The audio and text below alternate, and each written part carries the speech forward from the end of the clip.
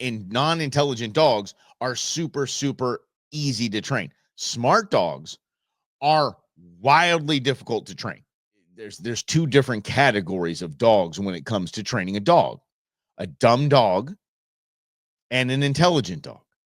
Now, if you have a lab, I'm going to have you kind of plug your ears here, because I had had labs before, and they are not the highest intelligence of breed.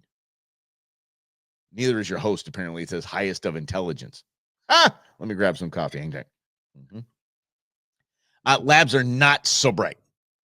Labs are the easiest dogs to train, bar none, easiest dogs to train. And non-intelligent dogs are super, super easy to train. Smart dogs are wildly difficult to train. So let me fill you in. Let me clue you in on this.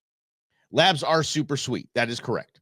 But labs, and I'm just throwing labs in as kind of the let's see, the face of the non-intelligent dogs. They're sweet, they're lovable, they're adoring, they're kind, they're wonderful, they're eager to please. They're good dogs. They're the goodest doggo. I love labs.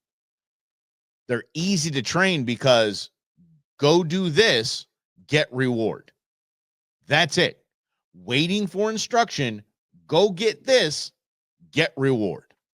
And so that's what makes them such great. I mean, the retrievers, obviously, but that's what makes them great duck dogs. They see a duck go down, they go and get the duck. They swim it right back to you. They get to swim, which they love to do. They get to swim, bring it right back to you, and that's it.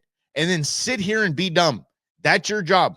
Sit here and be adorable. Sit here and get loved on. Sit here and get treats. Sit here and get anything you want. But you know you have one job. When I say go get something, you bring it back.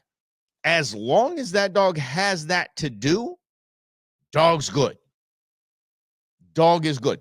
Dumb dogs are easy to train. I want to stop right there. When we're talking about sporting dogs or working dogs. If your dog does not have a job that happens every single day, I mean, it could be going to the mailbox with you. Doesn't matter. If that dog does not have a job, that dog will eat your couch. That dog will tear up things. That dog will pee in the house. That dog will act out, and it won't know why. It won't know why it's acting like a complete fool, but its being is off. The cells in his body just don't have that firing that it is bred to do. That means have a job or do some sort of sporting activity. Okay? See, where we have Aussie here, Aussie is not a sporting breed. Aussie is a working breed. So if Aussie does not have a job every single day, and it doesn't, okay, sorry, you want to add something here? If Aussie doesn't have a job every single day, that's when he starts to act out. So that is a key component. Now, let me get to the smart versus dumb. Dumb, easy to train, easy to please. It's not a big deal. Smart dogs are trying to train you. So there is this battle that is right that goes on all the time. I'm trying to train the dog. The intelligent dog is trying to train me to get what it wants all the time. It's trying to train me to see what it can get away with. And you know, to an extent, that seems like all dogs, but no, intelligent dogs, especially hunting dogs and sporting dogs, they will see what they can get away with. They will test you to see what the consequences are for something that they're doing. If they ignore a command, is there a consequence? What command do I hear that I know that if I do ignore, there's a consequence? They're constantly trying to figure things out. Like we used to call the German short hairs that I had, we call them velociraptors. You know, they're a lot like Jurassic Park, right? They learned how to open doors. All of my dogs have learned how to open doors. One of them learned how to open the door forward and back. That was scary. Good. Boba was a good dog. Lost Boba. But now consequences become the only way to train that dog. Treats are not going to train that dog. Treats are not going to train. Now I'm talking about constantly like beating the dog. I mean, there has to be some sort of repercussions for not obeying your command, or they feel they're in charge. And let's talk about that as a side note. Pack animals like dogs, pack animals don't want to be the alpha. They do not want to be the boss. You don't see examples of you don't see in packs the males fighting each other for dominance. There's one dominant male. And when that dominant male, when the pack believes that there is no dominant male in the pack, one of the males will step up. We'll say, okay, it's reluctant to say, okay, I'm the boss, applesauce. I'm running the joint. They don't want to. They just want to be a part of the pack and part of the crew. They don't want to run it.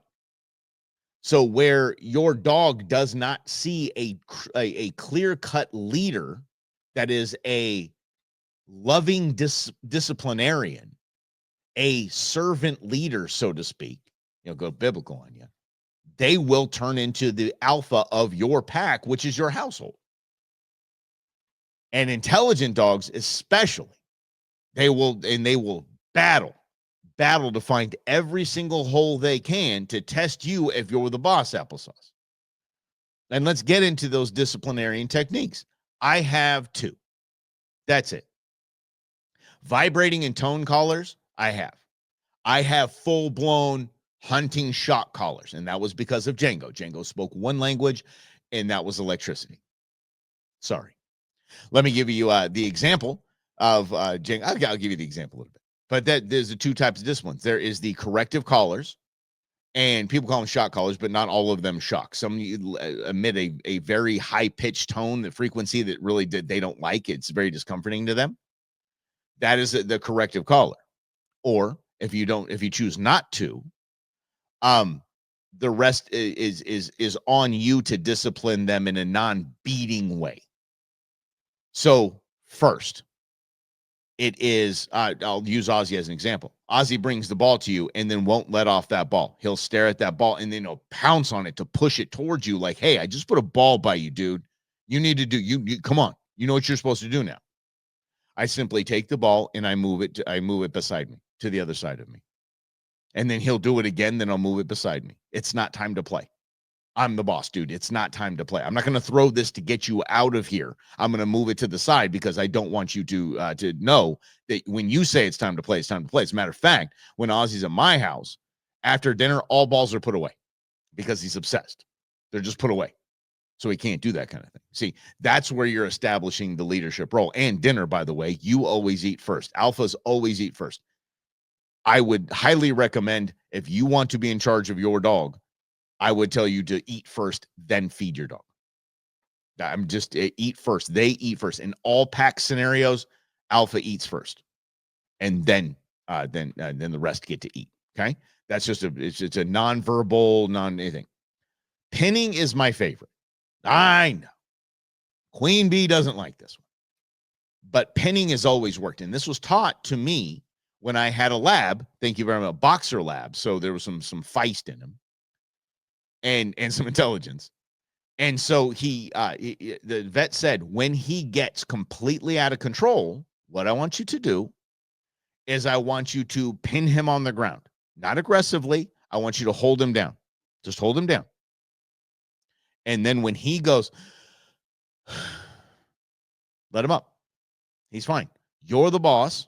He's doing something that needs to get corrected. He gets held. He can't move.